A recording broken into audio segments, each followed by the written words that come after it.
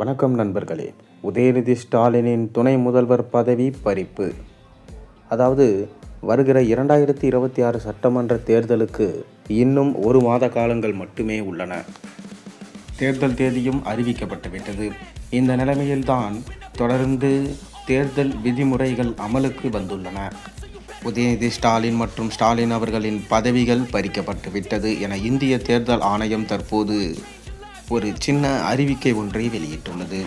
தொடர்ந்து உதயநிதி ஸ்டாலின் அவர்களால் தமிழக அரசு சார்பாக வழங்கப்பட்ட அந்த குறிஞ்சி இல்லத்தை அவரால் பயன்படுத்த முடியாது. மேலும் ஸ்டாலின் அவர்களால் இனி எந்த கையெழுத்தையும் போட முடியாது, எந்த உதவிகளையும் செய்ய முடியாது, எந்த திட்டங்களுக்கும் அடிக்கல் நாட்ட முடியாது, இதுவரை போட்ட திட்டங்களை இனி நிறைவேற்ற முடியாது என்கின்ற விஷயத்தையும் தேர்தல் ஆணையம் உறுதிப்படுத்தியிருக்கிறார்கள். மேலும் பணப்பட்டுவாடா செய்ய முடியாது.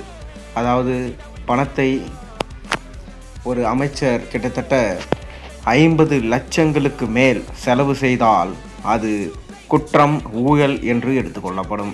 மேலும் ஒரு தனிநபர் 50,000க்கு மேல் ஒரு மாவட்டம் விட்டு இன்னொரு மாவட்டம் எடுத்து சென்றால் அதற்கான தகுந்த ஆவணத்தை அவர் வழங்க வேண்டும். இல்லை என்றால் அவர் அந்த பணத்தை பறிமுதல் செய்து அவரை சிறையில் அடைக்கவும் வாய்ப்பு இருக்கிறது. தொடர்ந்து உதயநிதி ஸ்டாலின் அவர்களின் முதலமைச்சர் பதவி இனி கனவாக தான் போகும். ஸ்டாலின் தனது மகனான துணை முதல்வர் உதயநிதியை முதலமைச்சர் ஆக்கிவிடலாம் என்ற கனவோடுதான் திமுகவை 2வது முறை வெற்றியடைய செய்ய வேண்டும் என்கின்ற நோக்கத்தில் தொடர்ந்து 23 கட்சிகளுடன் கூட்டணியை வைத்துள்ளார். ஆனால் மக்கள் சரியாக புரிந்து கொண்டு விட்டார்கள். இவர் இவ்வளவு கட்சிகளோடு கூட்டணி வைப்பதே திமுக தோற்றுவிடுமோ, எதிர்கட்சியான அதிமுக ஜெயித்து விடுமோ, இல்லை விஜய் தொடர்ந்து வெற்றியை பதிவு செய்து விடுவாரோ என்ற அச்சத்தில்தான் இவ்வாறு உதயநிதி மற்றும் ஸ்டாலின் செய்து கொண்டிருக்கிறார்கள்.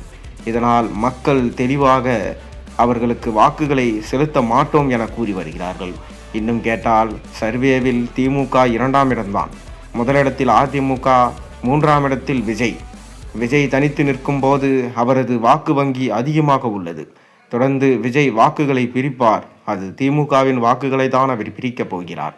இவ்வாறு செய்யும்போது ஆட்டோமேட்டிக்காக திமுகவின் தோல்வி உறுதி செய்யப்பட்டு விட்டது.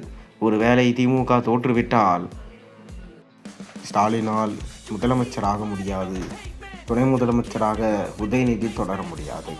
மேலும் கூடிய விரைவில் இவர்களது ராஜினாமா கடிதத்தை ஆளுநரிடம் வழங்குவார்கள். அதன் பிறகு திமுகவே தமிழகத்தில் இல்லாமல் போய்விடும் என்கின்ற தகவலும் தற்போது வேகமாக பரவி வருகிறது.